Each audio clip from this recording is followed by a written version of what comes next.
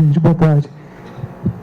Primeiro, agradecer o convite, né? A gente fica sempre muito satisfeito em poder estar com todos os públicos possíveis para poder falar e tentar expressar a nossa preocupação, tentar expressar e divulgar as formas que existem desse tipo de problema que a gente vem encontrando e vem se deparando ao longo dos últimos anos, como uma forma de conscientização. Então, muitas vezes a gente é chamado para ir até em escolas, associações de donas de casa, e a gente vai e a gente tem conversas muito ricas e muito importantes nesse sentido.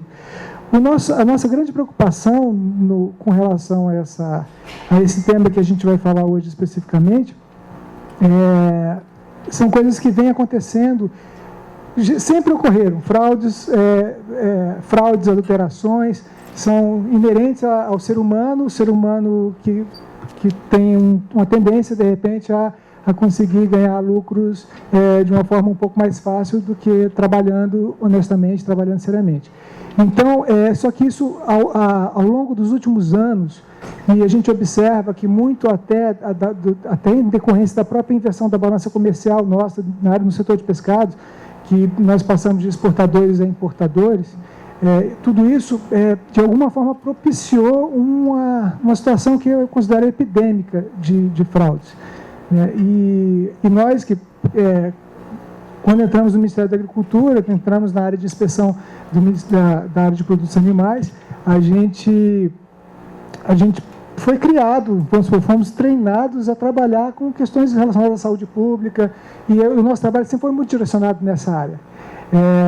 Então, nosso foco era os controles das empresas, bactérias, doenças, esse tipo de coisa. De repente, a gente começa a se deparar com uma situação que não era o esperado apesar de estar previsto lá em 52, no nosso RISPOA, no nosso regulamento de inspeção, ela estava lá prevista e é quase que um artigo que não demandava tanto da gente como tem demandado agora.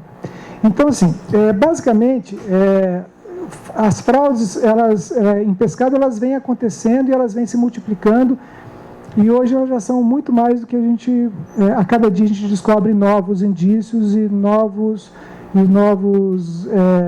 caminhos que as pessoas estão fazendo para burlar a legislação e enganar o consumidor.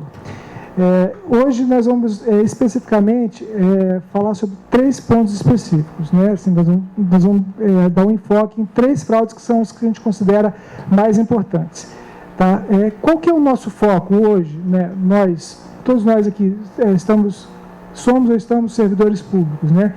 Nós estamos falando aqui para um ministério, no caso, né? Eu que estou do outro, nesse caso. A nossa preocupação hoje com relação à fraude, ele é de quem paga o nosso salário, o consumidor, o público, o cidadão brasileiro, né? Então, como o secretário bem falou, a questão da credibilidade do produto brasileiro, do pescado brasileiro, ela está sendo colocada em xeque o tempo inteiro. Eu trabalho lá no Ministério com a área de ouvidoria, por exemplo, as denúncias revoltadas da população com relação à qualidade do pescado, quando a população se sente enganada, constata essa enganação, é uma coisa impressionante. São consumidores brasileiros que o setor de pescado perde. A gente vê isso em relatos. Não compra mais peixe congelado. E o peixe congelado ele tem uma utilidade fantástica de você conseguir manter aquela preservação por longos períodos. Porque denegrir a imagem de um produto tão importante como esse e perder o mercado, né? E essa é a nossa função enquanto órgão de fiscalização. Tentar conseguir, pelo menos, minimizar essa coisa que acontece e que nos deixa perplexos muitas vezes. Tá? Então, é isso aqui, é a ganância do ser humano, e a gente tem que estar preocupado com o direito do consumidor, muitas vezes nos desviando daquilo que fomos criados para fazer, né? em termos de cargos.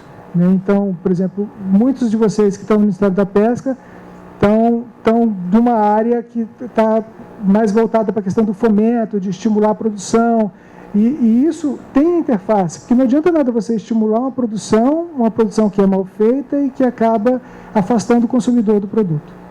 Então, e da nossa parte é a fiscalização desses produtos. Tá? Então, quais são os 3 pontos principais que a gente vai falar? A fraude econômica por glaciamento não compensado, a fraude por adição de polifosfatos e congêneres e a fraude por troca de espécie. Tá? Então, são as 3 que a gente considera como mais importantes nesse momento dentro do nosso setor.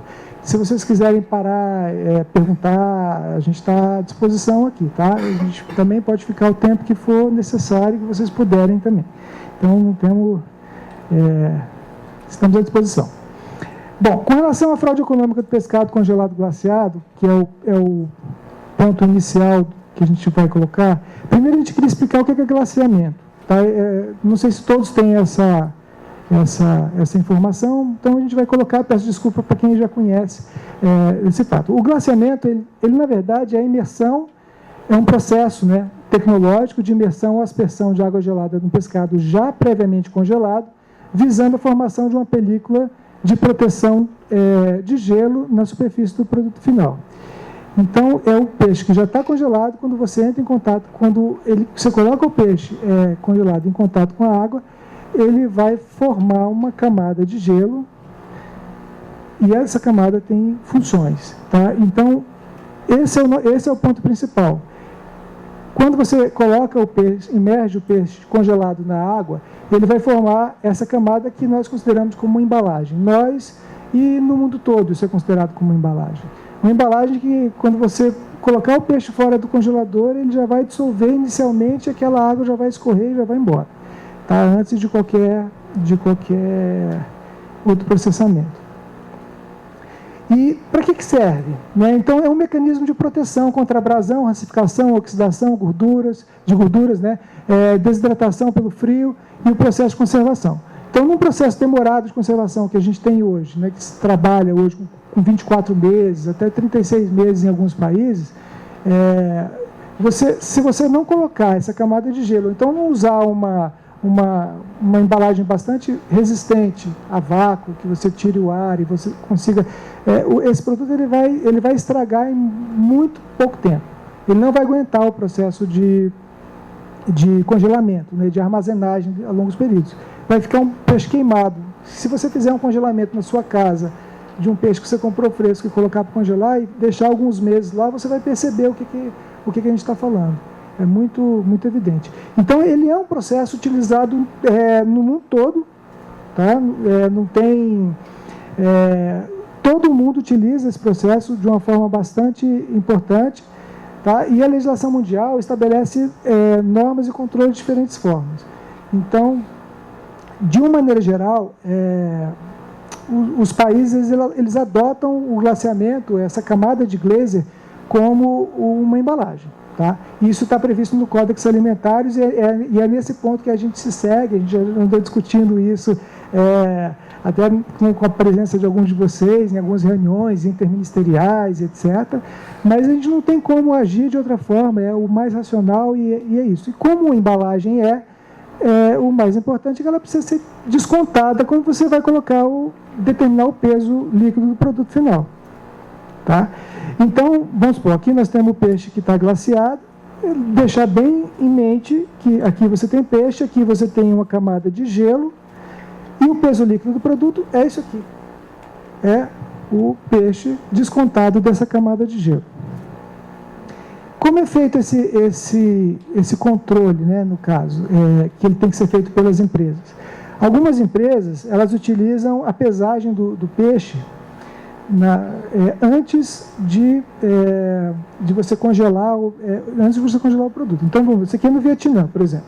Então, eles colocam lá 10 quilos de peixe nessa linha, depois 10 quilos coloca do outro lado. Quando passa pela esteira e chega lá do outro lado, o nosso colega já sabe, o colega que está lá do outro lado já sabe que o produto foi pesado, que ali tem 10 quilos, e ali você pode botar quanto de água você quiser, quanto de camada de gelo você quiser, que não vai alterar a determinação do peso líquido ao consumidor.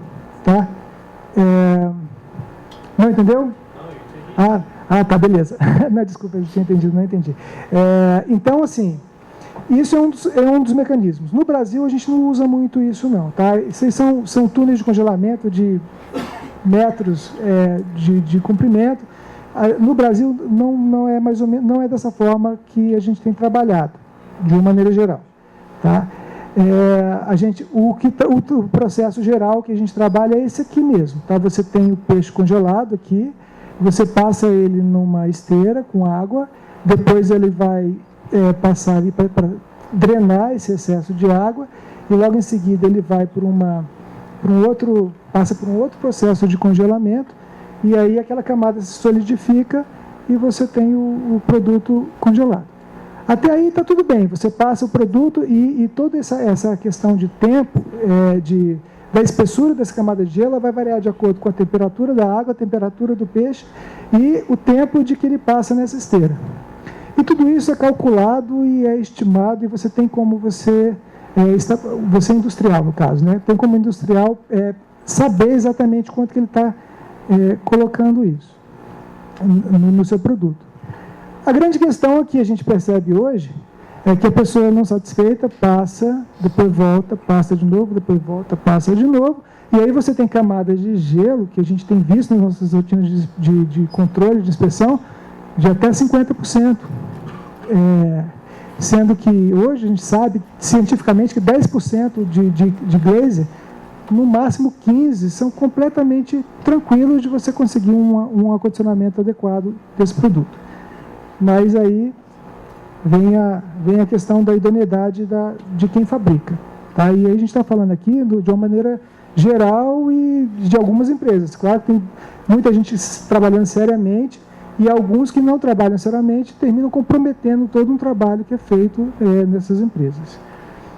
Tá?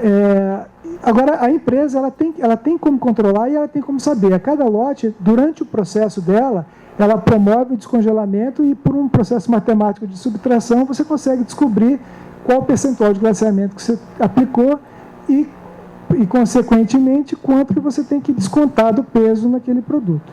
Então, a matemática é muito simples. Você usou 10% de glazer, no seu saquinho de 1 kg, você tem que botar 1,1 kg, mais o peso da embalagem.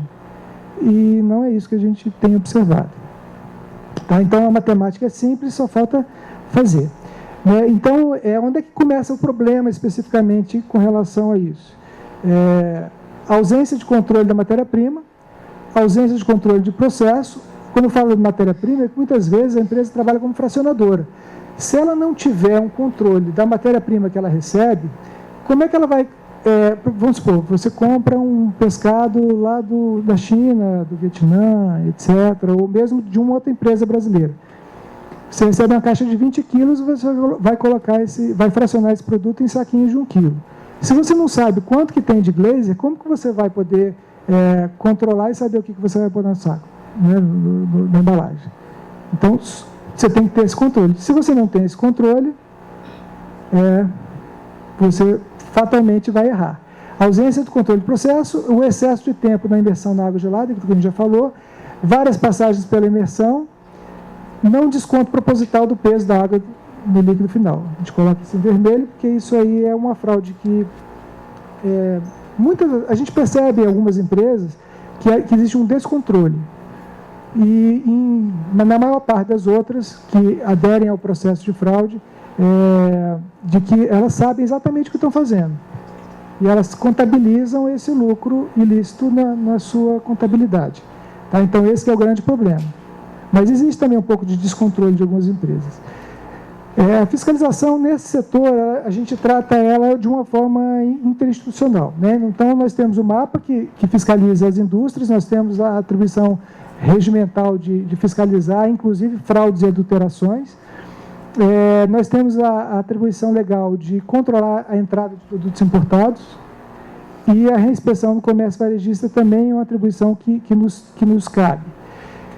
E hoje nós dividimos essa fiscalização com relação ao glaciamento com o Inmetro, que dividimos de umas formas bem peculiares que eu vou falar logo em seguida. Tá? Então, o Inmetro faz as coletas no comércio, mas ele também faz coletas em indústrias, principalmente mediante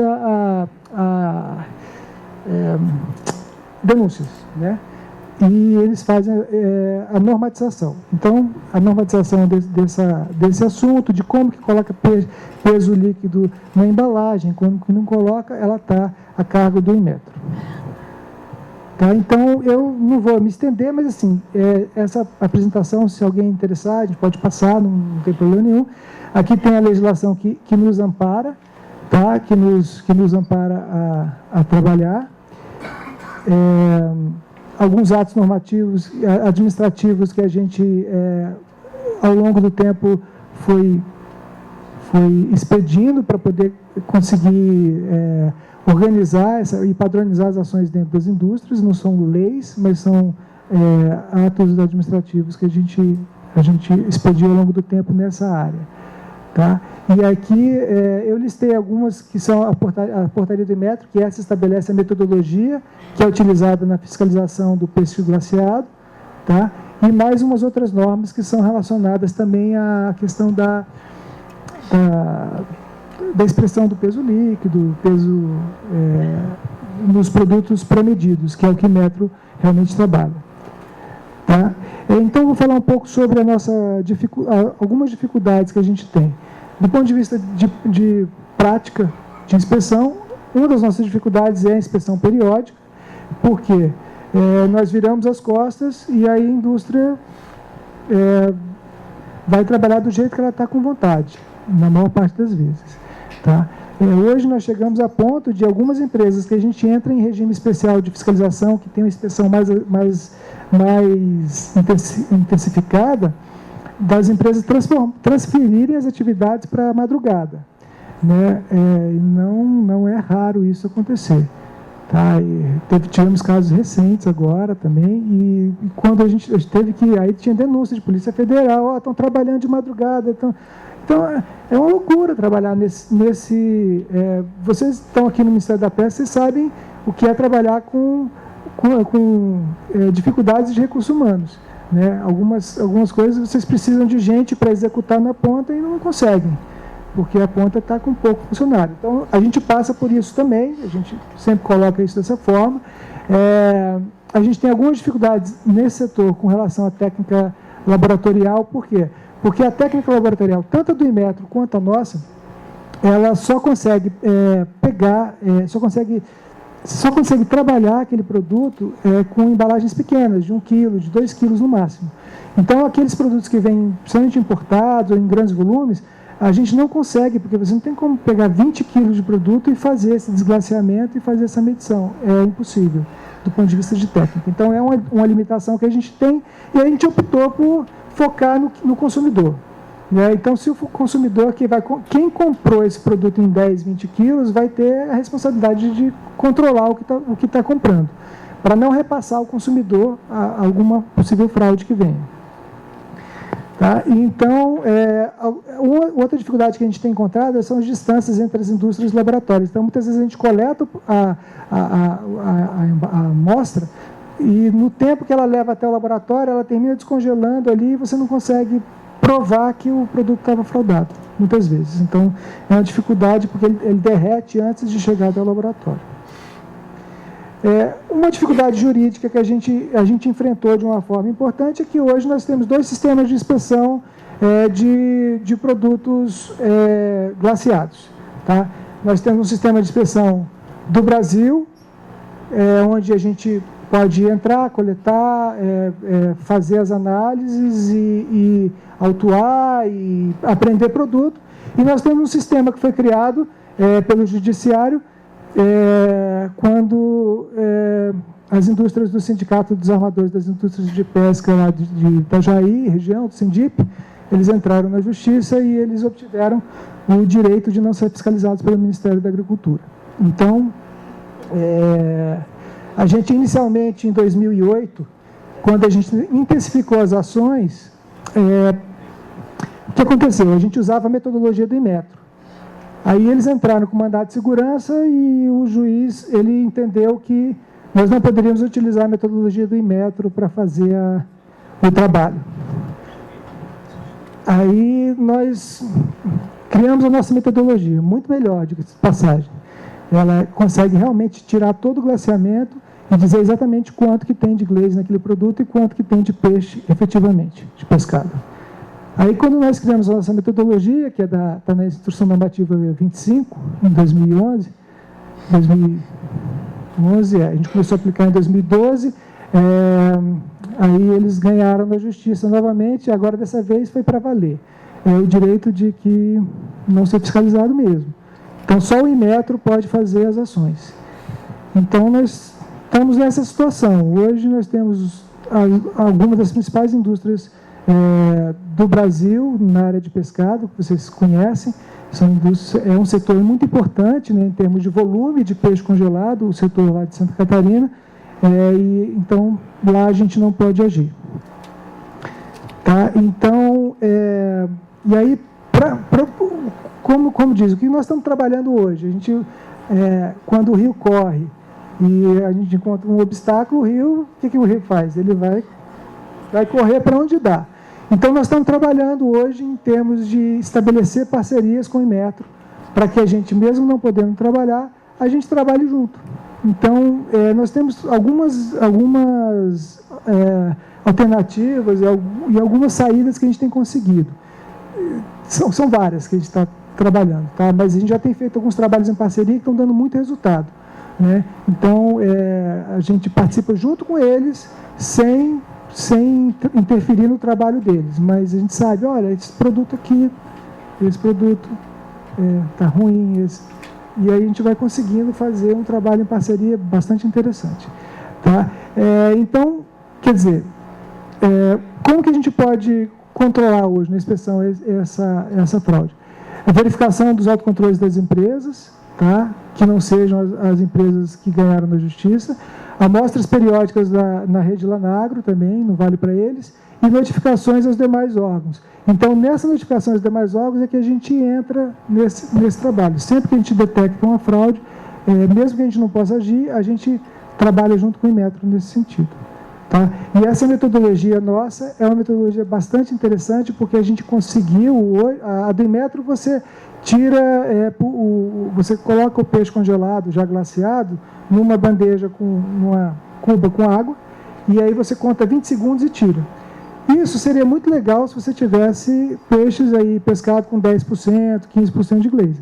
Só que não é a realidade do nosso pescado. Então, quando o Inmetro coloca na bandeja e tira, ele vai tirar só um pedacinho da camada de gelo. E o resto vira peixe, do ponto de vista...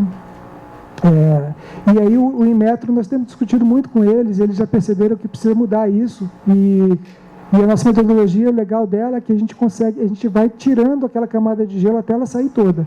Então, a gente consegue, independente de quantos % de gelo que tiver, a gente consegue identificar e retirar. Tá? Então, é uma metodologia matemática bastante simples. Você pesa o peixe com a embalagem, depois você tira e pesa o peso da embalagem, coloca ele numa cuba furada, né, com tela, coloca no produto, vai tirando a camada de gelo, e aí você pesou a embalagem, depois tira a camada de gelo, você vai pesar, pesar o produto, e matematicamente você tem aí, desconta o peso da embalagem, o peso você consegue atingir o peso do produto desglaciado. Nesse caso aqui está bom, 1.055, era um produto de 1 kg. Então, ele passou no teste.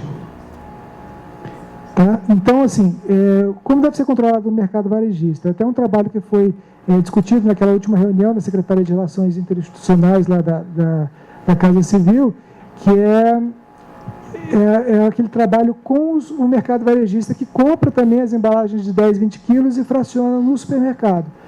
Então, eles também têm que repassar ao consumidor o desconto do preço da água de glaciamento.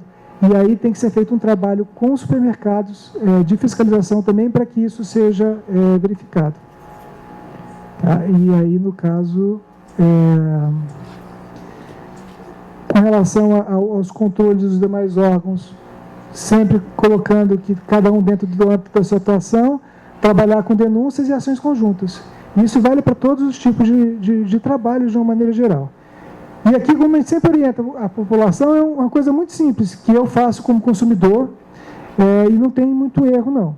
Né? A gente tem que considerar que uma embalagem de de 1 quilo, por exemplo, um saquinho tem mais ou menos 15 gramas, por aí, né? 15, vai de 10 até uns 20 gramas. Esse produto aqui estava só a pelota de gelo. Isso aqui fui eu que fotografei, vamos supor. Cheguei no mercado, tinha esse camarão aqui, que chama de camarão pipoca, vamos supor, que você, né, não vira nada. É um ferrinho, vira 7 barbas vira rosa e assim vai. Aí, quando você pega isso aqui, você está vendo uma camada grosseira de gelo. Você coloca numa balança do próprio supermercado. Não é sobrecoxa, não, tá? Esse aqui é camarão. Aí você tem aqui, ó, 1.034. Se você considerar que tem 15 gramas de embalagem, esse produto ele tem pelo menos 10%, 20% de glazer. Ele teria que ter aí pelo menos 1,2 kg, seria 1,1 kg, assim, para ser bem generoso. Então, normalmente o que eu faço? Quando eu vou no mercado, eu não compro, não consigo comprar, aí eu pego, fotografo, faço denúncia e encaminho para o Inmetro para ele agir, ou então mando para a indústria quando a gente pode agir, e eu mesmo faço a denúncia e controlo. Então, assim, o consumidor, de uma maneira geral, a gente tem estimulado nesse sentido. Denunciem, porque é na denúncia que a gente consegue evoluir e direcionar as nossas ações. Tá? Bom, aí vamos mudar agora para fraude por adição de tripolifosfato. Se vocês tiverem alguma dúvida e quiserem também interromper, pode, à vontade. Eu só queria esclarecer o seguinte, há fatos que o supermercado cobra da indústria. Eu quero que você bota 20%, 25%. Então tem esse fato. Quer dizer, não justifica a fraude, né, gente? Mas tem muitos supermercados que são conviventes, né, e estimulam essa questão. Então, alô, tá bom. E isso é um fato. Tá? Quando a gente fala até de produto importado, muitas vezes no começo até eu ficava meio irritado com os exportadores, né? Mas esse povo do mercado asiático, eles estão me matando. Como é que pode mandar produto tão errado assim? Tá? Aí eu lembro que quando a gente foi a primeira vez no Vietnã, eu era ainda ingênuo, né? Em 2009 a gente foi no Vietnã e a gente levou alguns casos práticos, né, para discutir com eles. Aí ele falou assim, mas fulano me pede esse produto desse jeito, ele me pede com 30% de glazer, porque ele com 30 custa um preço, com 20 custa outro, com 10 custa outro. Então, muito... Depois eu voltei, por que eu estou culpando o exportador? Na verdade, a culpa não é dele. Ele está apenas cumprindo um contrato que foi designado. Então, a gente tem que ter muito cuidado até na hora de lidar com isso, porque é claro que ele está errado, porque ele assumiu um compromisso com a gente de que o produto estava dentro das condições. Mas a gente termina ocupando a janela pela paisagem, muitas vezes.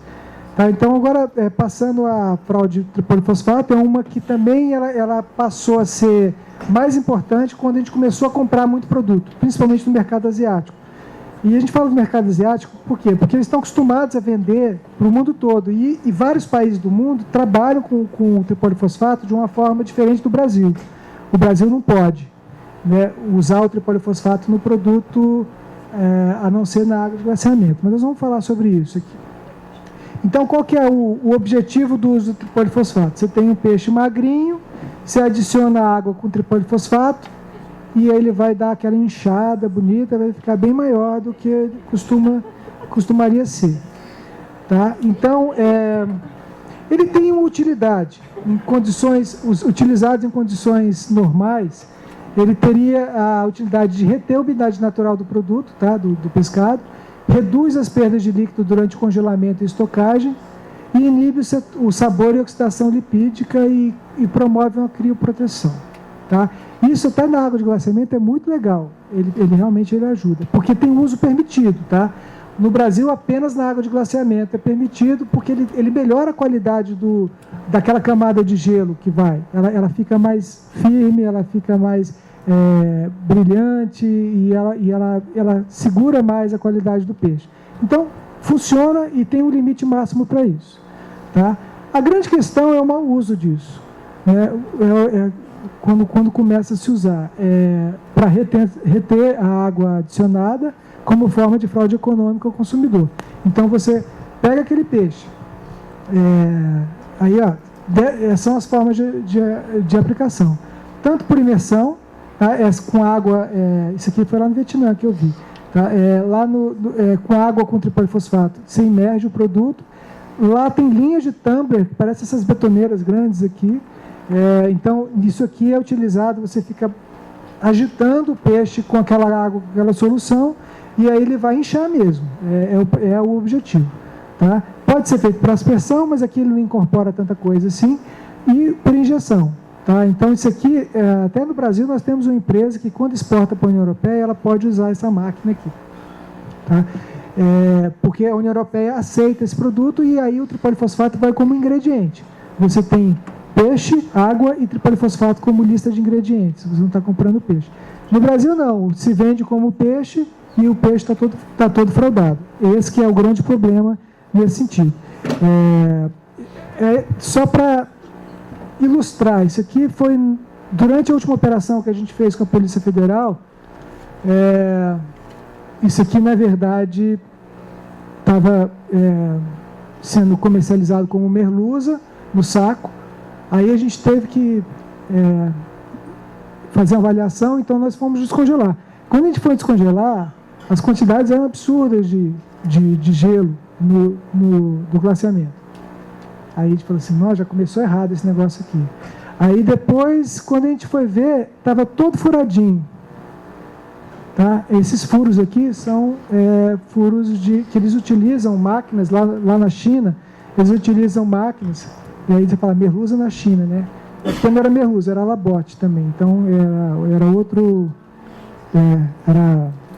não, labote não, labote, exatamente. E aí, quando eles foram, eles passam por perfuradores, porque aí aquela água com a solução, ela é incorporada de uma forma mais rápida e mais fácil no produto. Então, o produto era triplamente fraudado. E aí, só para vocês darem uma olhadinha, como é que funciona mais ou menos esse... não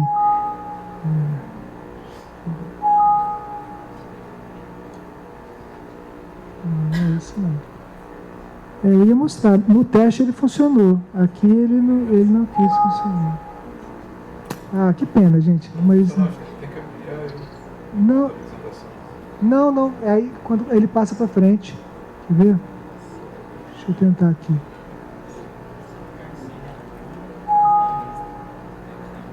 Deu. Eu tinha aberto antes aqui e funcionou. Aqui não funcionou. Mas assim, a mais importante é que tinha uma filmagem que a gente fez desse produto, e aí quando você vai apertando ele vai saindo aquela quantidade absurda de líquido. Tudo isso é água adicionada de tripolifosfato. Tá? Tudo isso é enganação ao consumidor. O produto até que não fica ruim, fica assim, né? Com a textura boa e tal, mas só que a gente está pagando água, né? A gente não está... E tem um agravante de que a gente não sabe exatamente qual a quantidade de tripolifosfato que se tem naquele produto. Então, em quantidades absurdas, que é o que a gente encontra muitas vezes, o limite do tripolifosfato de sódio fica muito alto e ele pode causar, sim, risco à saúde do consumidor. Então, são várias coisas que se associam num simples produtinho desse que é colocado à venda no consumidor. Tá? Então, assim, algumas dificuldades que a gente tem com relação a isso são as dificuldades relacionadas à técnica.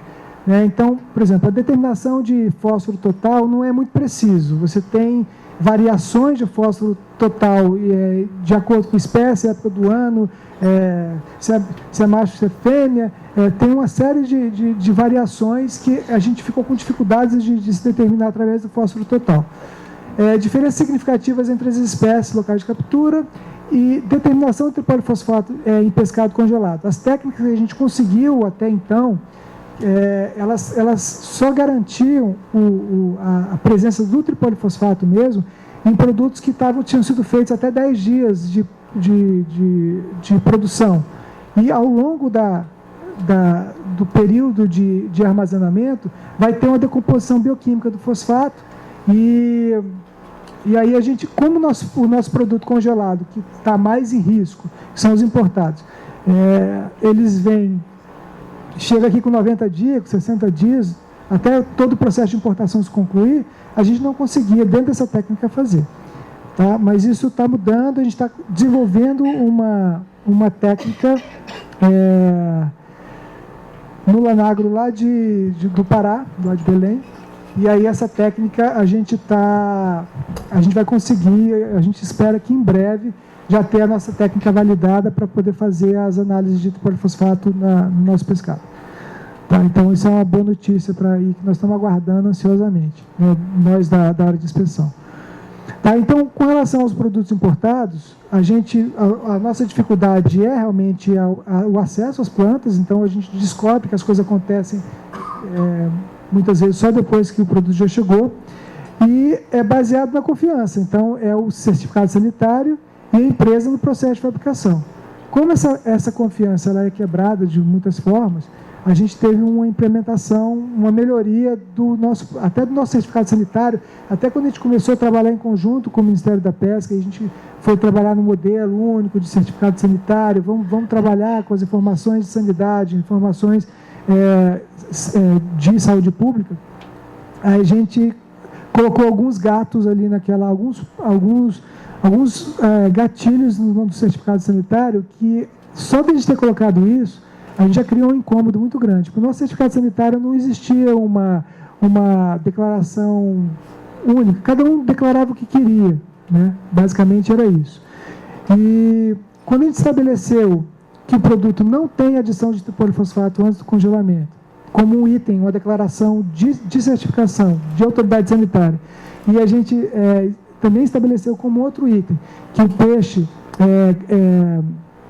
que o peso líquido do produto foi descontado do glaciamento, a gente criou uma saia justa, a ponto de algumas autoridades sanitárias: como vocês estão me pedindo isso? Eu falei assim: olha, isso é a nossa legislação, a gente está pedindo isso porque vocês têm que atestar isso, vocês já diziam que cumpriam a nossa lei.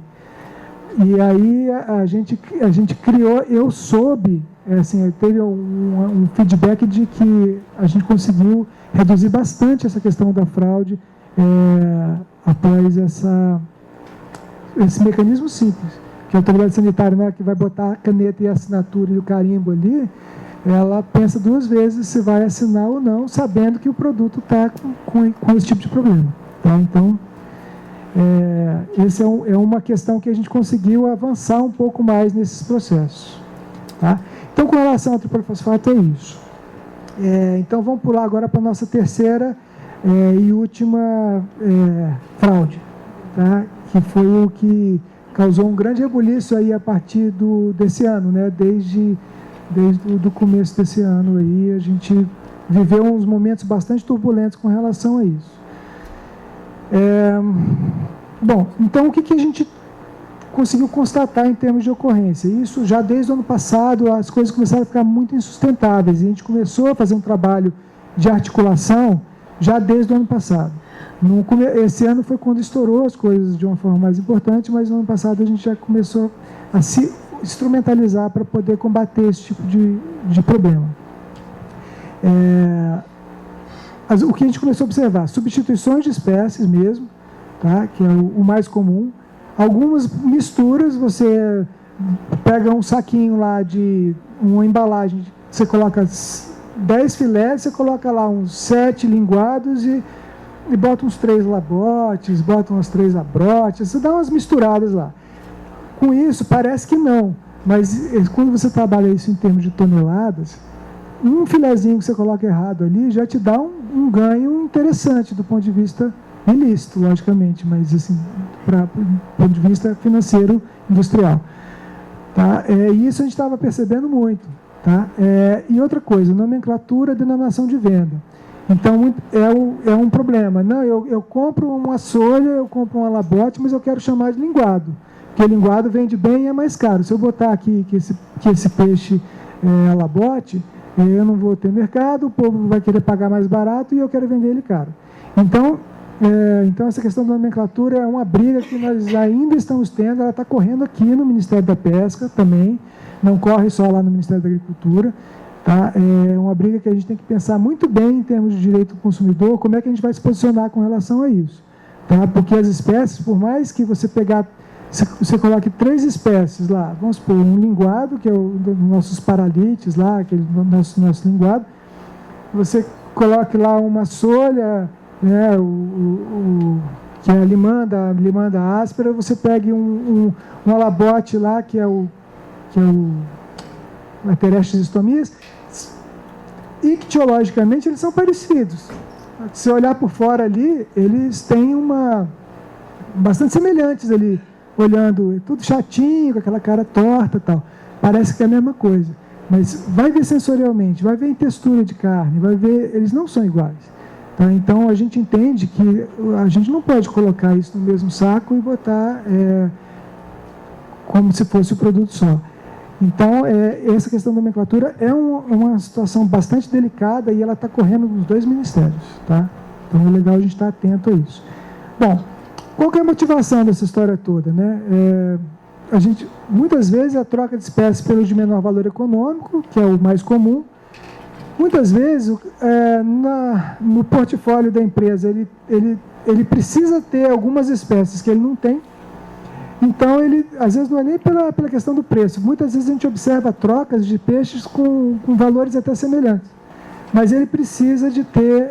Está faltando uma determinada espécie que ele quer vender. Então, e atendimento de pedidos comerciais. Tá? Então, isso aqui tudo faz com que, mesmo que ele não tenha um ganho econômico, ele segura o cliente dele a partir daí. Tá? E também o mercado do processamento de espécies proibidas. Tá? E isso é mais comum do que a gente pensa. Eu não posso comercializar charne poveiro, então eu chamo ele de garopa e ele vai bem na embalagem e eu peguei o charne poveiro, encomendei muitas vezes do pescador, que é uma pesca que está proibida, e aí você tem uma questão aí que é complicada, né, do ponto de vista... Só para lembrar que nós não somos detentores do privilégio de ter fraude de espécie. Se fosse, acho que a gente estava com as experiências até mais fáceis de lidar com isso. Então, eu coloco sempre para ilustrar, né, então, isso aqui, por exemplo, nos Estados Unidos, olha só, isso aqui, é claro que tem muita coisa que eles fazem até tanto em mercados como em restaurantes e tal. Mas é bastante interessante, né? 87% do peixe vendido como red snapper foi substituído por outro tipo de peixe, né? Tem um mercado grande lá.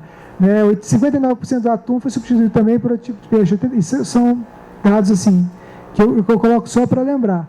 Tá? Então, 33% das rotulagens nessa revista, na Oceânia, ela colocou 33% das rotulagens de pescado na União Europeia eram enganosas. Então, a gente está falando de países, não em países onde você fala, impunidade, não sei o quê. É países que as pessoas, de alguma forma, têm receios de todo o processo de fiscalização. Tá? Na Espanha, isso está acontecendo de uma forma bastante... Aqui em Nova York, tá? 78% do red snapper, também foi uma outra pesquisa, fizeram DNA, isso nas lojas de sushi. Tá?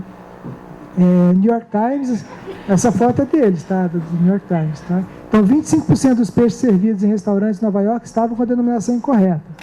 É que nem a gente compra aqui muito panga e aí você vai olhar, o cara vende como linguado, lá vende como outras coisas, né? O Parlamento Europeu colocou o pescado em segundo lugar na lista dos alimentos com maior risco de fraude.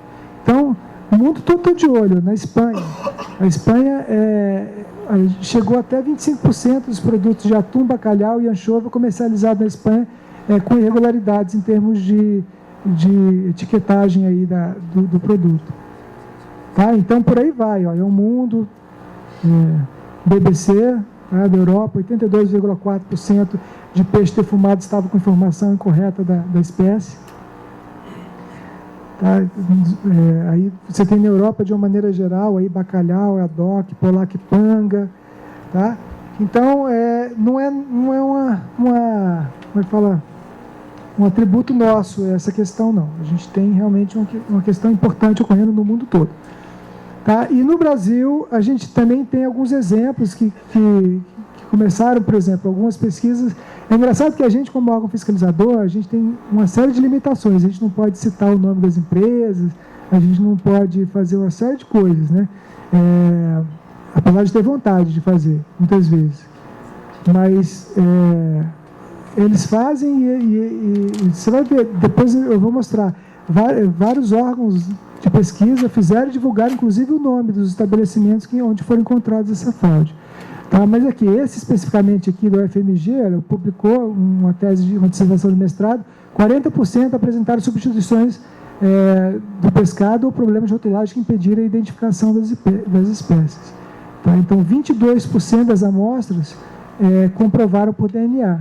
Então, troca merluza polaca, bacalhau por site, bacalhau nem fala, né, link ao site, merluza por panga. Tá? Então, uma quantidade bastante expressiva nesse sentido. Bom, isso aqui foi uma matéria que saiu no jornal lá da Globo, lá de Santa Catarina. Eles fizeram um trabalho, o PROCON fez, tá? Com um laboratório que também não é credenciado. A gente só pode fazer com credenciado, mas eles fizeram sem. E aí publicaram isso aí, ó, irregularidades bastante expressivas de congro por polaca, panga por linguado e o cherne por garopa. Eles já acharam o cherne aqui. Isso posteriormente a gente também encontrou. Tá? Então, foi um trabalho feito pelo PROCON de Santa Catarina. E isso, assim, desde o ano passado, a gente começou um trabalho, foi um trabalho de articulação da Polícia Federal com o Ministério da Agricultura, para que a gente pudesse verificar a situação dos estabelecimentos e dos produtos que estavam sendo comercializados. E isso culminou depois que foram feitas análises, coletas, etc., com toda a segurança, foi deflagrada a Operação Poseidon, em 10 de abril de 2014, onde 7 empresas que já vinham sendo investigadas e que já tinham análises condenatórias de produtos por troca de espécie, foi feita uma operação simultânea nesse dia, e a partir daí elas entraram em regime especial de fiscalização e sempre com foco na rastreabilidade. Tá? Então é importante que houve uma preparação do Ministério da Agricultura antes de se fazer a operação, porque se dizia, e até hoje, a gente, não sei, eu já participei de algumas reuniões com alguns colegas aqui, e que eles teimam em dizer que nós não temos como identificar visualmente um filé de linguado por um filé de panga, de que visualmente é impossível. Isso é argumentado, inclusive, em reuniões. Eu fico bastante irritado com isso, mas é o que acontece. Tá? Nós podemos, sim, identificar trocas de espécies, substituições de espécies visualmente. Existem estudos dos Estados Unidos que já fazem isso já há bastante tempo. O FDA tem manuais e foi baseado nisso, e a gente sempre acreditava nisso. Falei assim, não, filé não dá para a gente ver, não. Filé é difícil, a gente não fazia. Até que alguém consegue, né, falar, não, pode sim, vamos lá, vamos estudar. E aí nós estudamos, e quando nós fomos para essa Operação Poseidon, a gente já tinha feito um autotreinamento nessas substituições de espécies, e de todas as amostras que nós coletamos durante a operação, por exemplo, 100% deram o que a gente falou que ia dar, só na visualização. Então, é um trabalho que a gente precisa evoluir nesses termos, mas o mais importante é que a gente tem como saber. Tá? Então, assim, a gente tem realmente algumas dificuldades de diferenciação de espécies. Você tem, enquanto você tem o peixe com a cabeça, com o rabo, com tudo, ótimo. É muito difícil você errar. Quando você começa a tirar as estruturas... Quando você começa a tirar as estruturas morfológicas dele, aí vai até o filé com pele, depois você tira a pele e vira isso aqui, não é fácil, não. Demanda estudo e demanda mas nós temos várias dicas de cada espécie, e essas dicas, essas dificuldades levaram a gente a fazer todo um estudo, e que terminou dando na norma interna número 2, onde a gente estabeleceu um registro fotográfico e com as principais características morfológicas da espécie.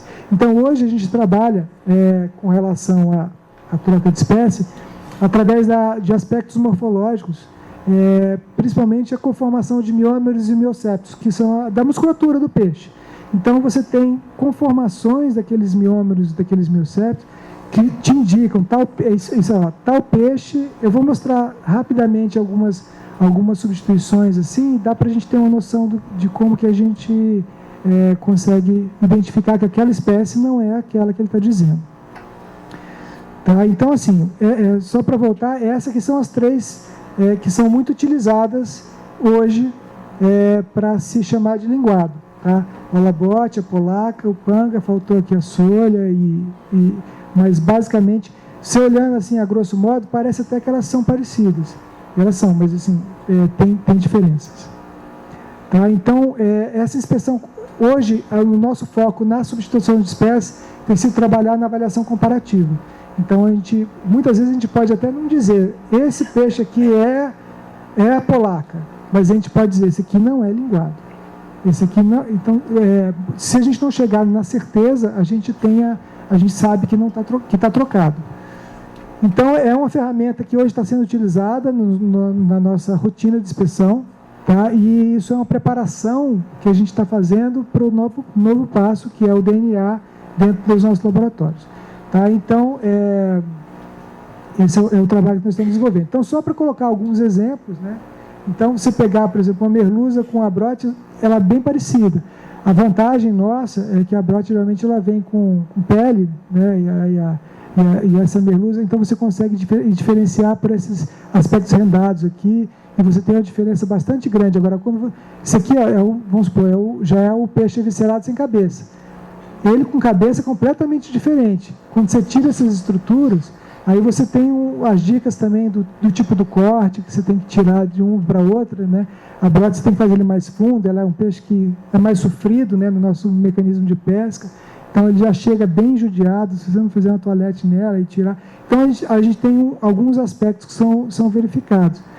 Né? Então, aí você tem a merluza pela polaca. A polaca, principalmente quando ela está congelada, você tem os miocétos que separam, eles são mais largos, então a gente tem uma visão de que aquele produto ali, a polaca, ela vai trabalhar dessa forma. Tá? Então, no panga, você tem, no finalzinho os miômeros, os miocépios do panga, por exemplo, eles vão ficando mais paralelos à linha da espinha, diferentemente do resto das outras espécies, então dá para diferenciar de linguado também. Então, são algumas dicas, isso tudo está bem detalhado na nossa norma interna. Tá? O alabote com linguado, também, aparentemente, eles seriam parecidos, mas eles têm diferenças bastante importantes em termos da musculatura também. Tá? O linguado por solha, que é uma fraude que tem sido mais frequente, e uma das dicas que a gente tem é essa coloração que dificilmente você consegue tirar, essa coloração meio alaranjada, parda, que a solha tem, né, próximo da linha da espinha. Então, são detalhes que tem de uma espécie ou outra, mas que na visualização, a gente consegue fazer essa verificação. Tá? E a análise do DNA, durante todo esse ano final de 2013, 2014, a gente tem trabalhado com a Polícia Federal, mas isso é uma limitação para a gente, porque a gente depende sempre da possibilidade, da disponibilidade deles, os resultados às vezes demoram demais para sair, mas foi muito importante para a gente trabalhar junto com eles, a gente aprendeu muito, e todos esses trabalhos que foram feitos com a Polícia Federal, para nós foi muito importante, porque viraram inquéritos, e esses inquéritos estão correndo na esfera que eu acho que deve correr, porque para nós isso é um crime, e crime tem que ser visto pela polícia. Mas o que a gente pretende, no nosso caso, e aí nós já estamos com a boa notícia, nós já estamos na fase final de validação das nossas análises, do nosso laboratório, da nossa técnica de avaliação de DNA. Os produtos já estão sendo encaminhados para fazer a validação, já estão fazendo a validação. A gente espera que até o final desse ano, no começo do ano que vem, a gente já comece o ano podendo coletar e fazer nossas análises oficiais dentro do Ministério da Agricultura. Com isso, nós vamos ganhar agilidade e vamos ganhar um processo de confirmações imediatas, que a gente já encaminha, já chega o resultado, você já encaminha isso para o Ministério Público, e aí segue a vida que tem que seguir. Tá? Esse foi o trabalho que a gente fez com a polícia, bastante simples. Você coleta um pedacinho do peixe, coloca num frasco, e aí você não precisa de muita... Isso aqui dura anos a fio, então se precisar de contraprovas, está tudo aqui. Né? Então, é um processo bastante legal. Você coloca em álcool 95 e aí coloca no frasquinho, manda para o laboratório. Como DNA você precisa de frações muito pequenas, fica uma beleza. Tá? Com relação a... Já estou terminando dentro do meu horário estabelecido. Tá? Com relação aos produtos importados, a gente iniciou um processo com relação a essas fraudes de uma maneira geral, tá? De regime especial de importação. Então, quando a gente tinha denúncia e a gente comprovava essa denúncia, a gente incluía aquela empresa em regime especial. O que significa isso? Além dela ter que encaminhar todos os procedimentos que ela fez com relação à adequação da fraude que foi detectada, ela tem que, a gente coloca os 10 próximos produtos que fossem importados deles eram coletados onde quer que eles entrassem no Brasil. Então, ele só poderia sair do regime depois de ter 10 amostras satisfatórias do produto, que o produto tivesse sido corrigido a questão da fraude. Então, isso foi utilizado principalmente para o glaciamento, e em breve a gente pretende usar também para o tripolifosfato e para o nome científico da espécie. Tá? E isso aqui também, além do regime especial, a gente colocou esses itens aqui no certificado sanitário internacional, aquilo que a gente já tinha falado. Tá? E a importância disso é que a gente consegue hoje comprometer a autoridade sanitária do país exportador, que não era comprometida com o que eles assinavam, porque eles assinavam um certificado muito basiquinho, nem falavam nada de saúde animal, né, e nem falavam nada de saúde pública, basicamente. Só dizer assim, o produto está apto para consumo. Isso, para nós, não é suficiente. Então, isso agora já está bem organizado. Entramos também numa coisa importante nesse certificado sanitário, foi que a gente diferenciou o país de origem e o país que significa o país de origem da matéria-prima do país de produção do produto. Então, você consegue diferenciar, e com isso a gente conseguiu comprometer as autoridades. Muitas vezes eles compravam peixe de um país que não podia vender. Vamos supor, Rússia, é um exemplo, a Rússia. A Rússia não pode exportar peixe para o Brasil, mas ela triangulava o peixe dela através de Portugal e China. E a gente só descobriu isso, e a gente não entendia porque a Rússia queria exportar para a gente e ela não se movimentava. Ela não respondia questionário, ela não estava nem aí. Aí, quando nós colocamos esse certificado sanitário, a Rússia pulou. Agora o povo do governo está brigando com a Rússia lá. Porque ele falou assim, mas como que eu sempre exportei para vocês via Portugal e via China? Eu falei, mas você não podia exportar. Porque a China e Portugal tinham se comprometido que não mandariam produtos de países que não eram habilitados. Então, aí a gente descobre os pulos aí, né? Nesses momentos em que a gente vai ao país, em que a gente começa a entender o processo. Então, com isso, a gente conseguiu já avançar um pouquinho nesse processo. Tá? Então, eu me coloco à disposição aqui, só lembrar, porque a gente brinca muito lá na divisão, de que a gente tem a imagem do dia, né? A imagem de hoje foi essa aqui, foi uma ação que aconteceu lá em Santa Catarina. Na verdade, isso aqui é um produto bem bonitinho, né? Tá embaladinho a vácuo, aquela coisa toda, só que isso foi feito dentro de uma indústria clandestina. Tá? Eles estão chegando a pontos, a clandestinidade no país está chegando ao ponto que você está trabalhando com produtos super complexos, assim, que envolvem riscos, né? A carne de siri é uma carne complicada de se extrair, você demanda um padrão de higiene bastante importante, né, de saúde pública para se lidar. Sem contar que é quase tudo cação, tudo misturado que não seja siri. Mas isso no DNA também nós vamos pegar. Tá? Nós já pegamos também.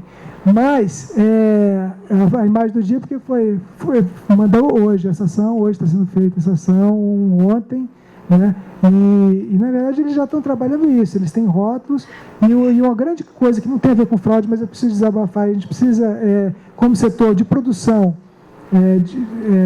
de controle de produção, se atentar com relação à terceirização de trabalhos em clandestinos. Tá? Então, as empresas elas têm inspeção municipal, ou estadual ou federal, elas estão deixando de produzir para comprar o produto pronto de um estabelecimento clandestino que não tem saúde do trabalhador, que não recolhe imposto, que não faz nada. Tá? Então, esse é um trabalho, é uma ferida que nós temos no nosso setor e a gente precisa enfrentar. E a gente não enfrenta sozinho.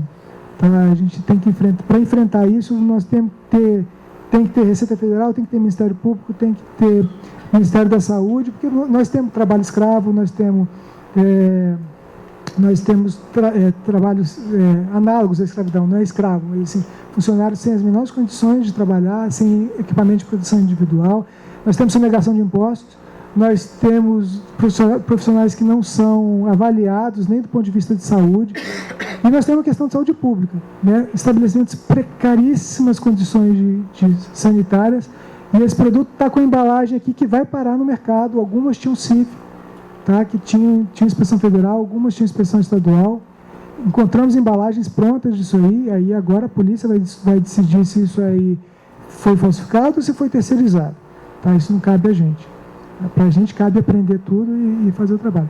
Mas é uma coisa que a gente precisa pensar. Até que ponto, até quando a gente vai fazer um trabalho de fomento, se aquela estrutura ela tem condição de se oficializar e se regularizar. Para não jogar um cara numa estrutura que foi trabalhada para eles. Vamos ajudar e tal. E aí, de repente, essa estrutura transforma ele num clandestino, no ilegal. Tá? Então, eu coloquei isso só para a gente pensar um pouco nesse... Esse foi o trabalho do dia hoje que a gente teve lá em Santa Catarina.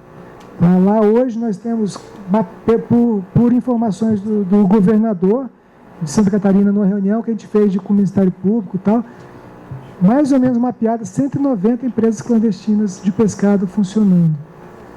E é tão importante que o governador foi pedir para a gente não fazer nada, porque envolviam 5 mil empregos diretos. Aí a gente falou, mas então vamos trabalhar para regularizar esses caras, não para fingir que não está acontecendo isso, né? E aí esse é o trabalho que nós, como governo, temos que tentar avançar e evoluir. Tá, então, assim, eu me coloco à disposição, qualquer dúvida que vocês tenham, ou agora ou depois, tem aqui o nosso e-mail, tá, da divisão. Também, se alguém quiser tirar alguma dúvida depois, alguma coisa assim, nós estamos à disposição, e agora também, enquanto vocês quiserem. Certo? Obrigado.